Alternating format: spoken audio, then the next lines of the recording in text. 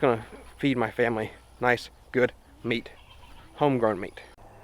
So we've been raising our own meat birds now. This is the second year, and this is the second batch. Now I've gone through enough chicken butcherings where I can feel like I'm pretty much an expert, but raising them out from chicks to butchering age, this is our second time.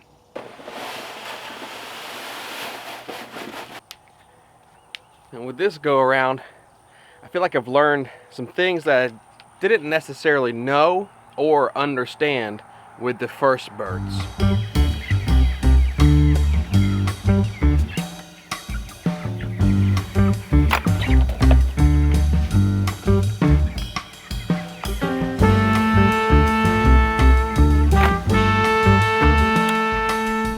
One of the first ones I would have to say is consistency.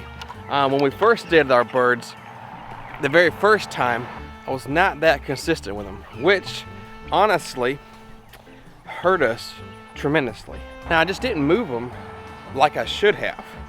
I was kind of skipping days between. I felt like, oh well, they're smaller in the first, few weeks, and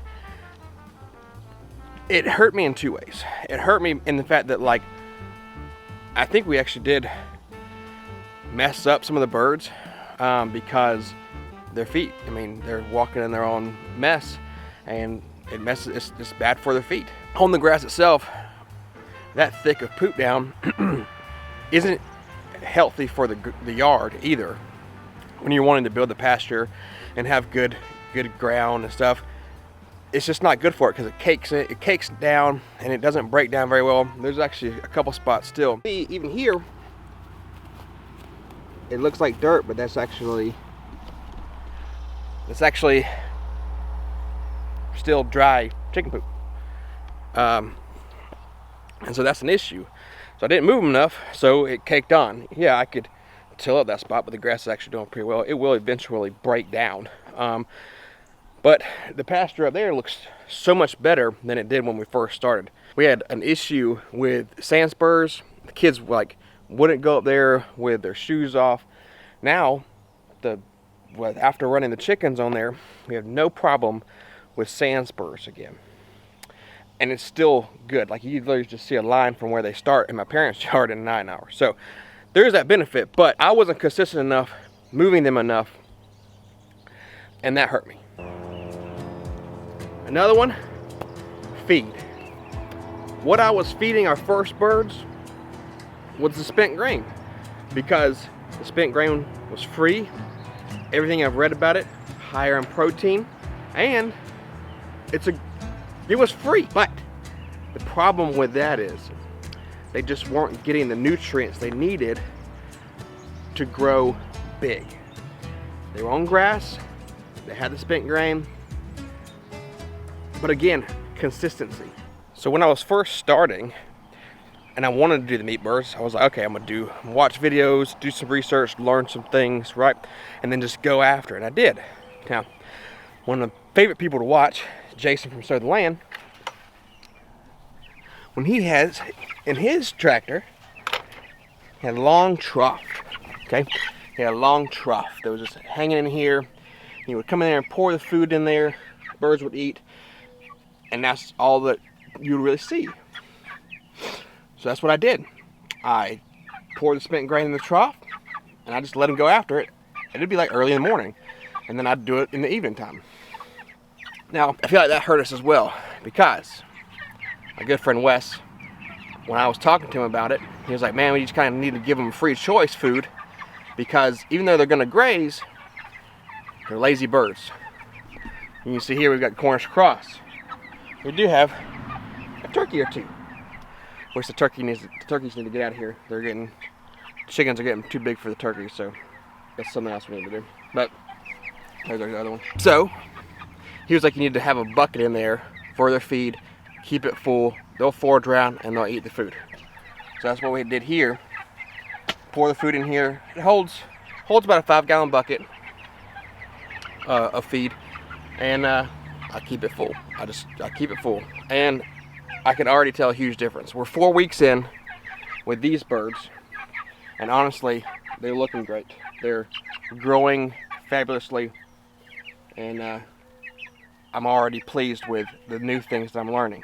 One of the other things about the feed that I didn't know was I always started chicks with the starter grower feed.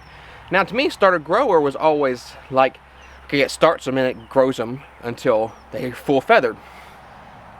So when we were feeding our meat birds, that's why I was doing the spent grain, because I couldn't find anywhere that had meat bird feed, right? And it was when it was with this batch, and I was literally asking the people at the feed store again, do you have any broiler feed?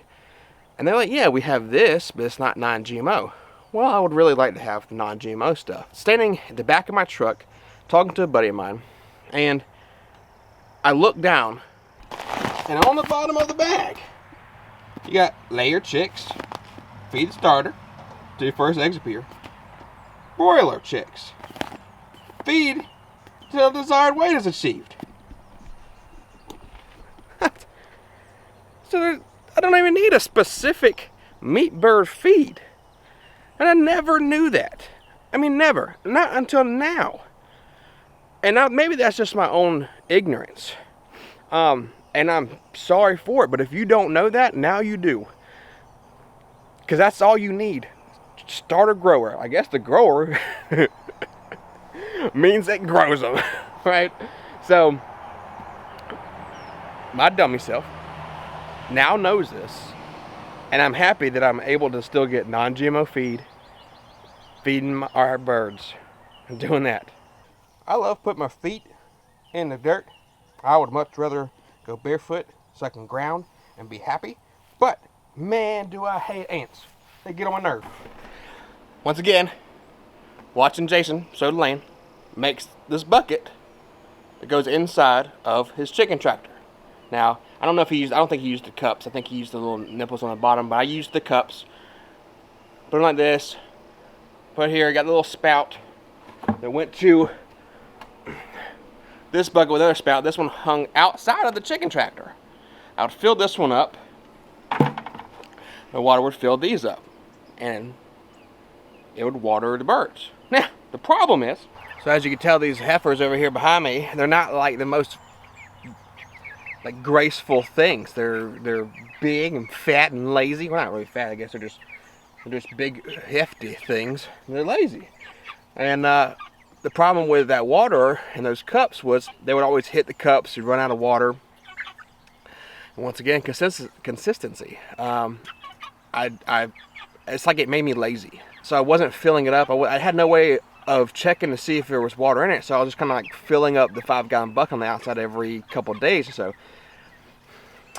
We are doing these birds a little bit later in the season, so it's hot. And I am actually going to get like a little solar powered fan for them out here because they definitely need it. But this water is a 5-gallon water. I have 2 of them in here. Now, I keep saying consistency because it's keeping me constant. It's keeping me coming in here, checking it. Right now, it's about half full. It's about 3 gallons or so. But I change it every day. By the end of the day, it'll be down. And I'll put fresh water in there. I have 2 of them. I'll take that. I've got one next to my spigot because efficiency is also important. So I've got one next to my spigot. I got this one in here. I'll fill the one next to the spigot up, change it out, take that one, set it next to the spigot, rotate it every single day. And that helps me out, but it also helps the birds out. How does it help the birds out, you say? Well, it gets them used to me coming in there every day, often. It lets them know, hey, this is our water source. This is our food source. So it helps me move the tractor because when I walk up, they're going to want to come to me because they think I got food. And then I move the tractor real slowly. And then I go in there and give them their food, give them their water. But when it comes to actual butchering day, the chickens are not scared of me. And I know this may sound a little morbid to some people because you're like, oh, you're creating a relationship with them. Yes, that's what I want because I don't want them stressed out. If they're not stressed out, you're going to have better meat, you're going to have a better chicken, they're going to have a better life. I don't want them stressed out. So yes, I'm creating a bond with them so that when it comes to butchering day, I can go in there, pick them up nice and gently, and do what I need to do. That way I'm not chasing them around, freaking them out and stuff. Because you don't want them stressed out. I mean, we spend so much time like running around trying to chase them, and you're just stressing them out, you're freaking them out and stuff. I'm freaking out, man. So the happier, the calmer they are, the better everything's gonna be for that date. I mean, honestly, that's the same reason that I got Purdy here. This is where her bucket is. She comes to it, she'll stand there, she'll be still, I'll feed her, and she's right there for when it comes time. And sometimes I pet her, she's hungry, she wants to eat me. But I got scraps for you, don't worry. So, building that relationship with those animals is not a bad thing. Now, it could hurt your feelings a little bit. Purdy's a little bit different because I'm gonna have her a lot longer than I'm gonna have these chickens. So when that butchering day comes, it's gonna hit the heartstrings, but it's gonna fill our bellies. It's gonna feed my family nice, good meat, homegrown meat.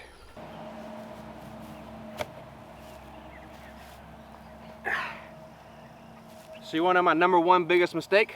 First off, I didn't level my camera, so I'm sitting sideways. My biggest mistake is we put 50 birds in there. And in Joel's book, it talks about stunting your chickens.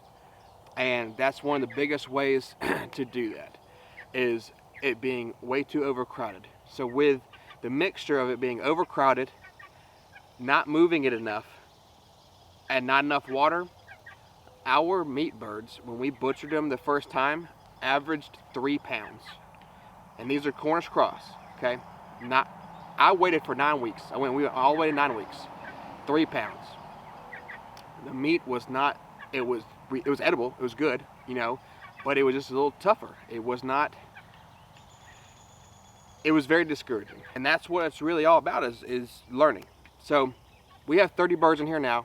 Technically, we have 28 meat chickens because we did lose 2, and 2 turkeys. Turkeys do need to come out of there. We'll get them out today.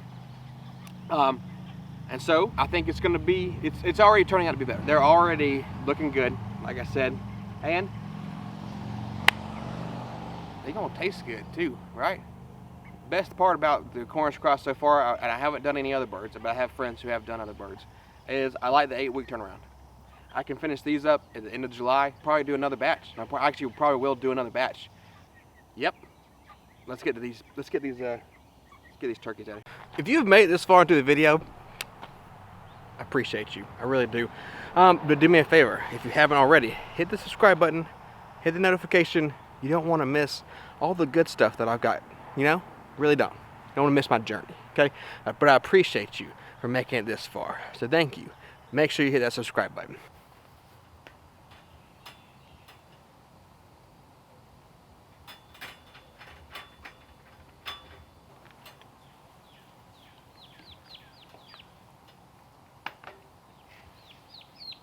Hopefully we can make growing chickens easy again and be able to raise more.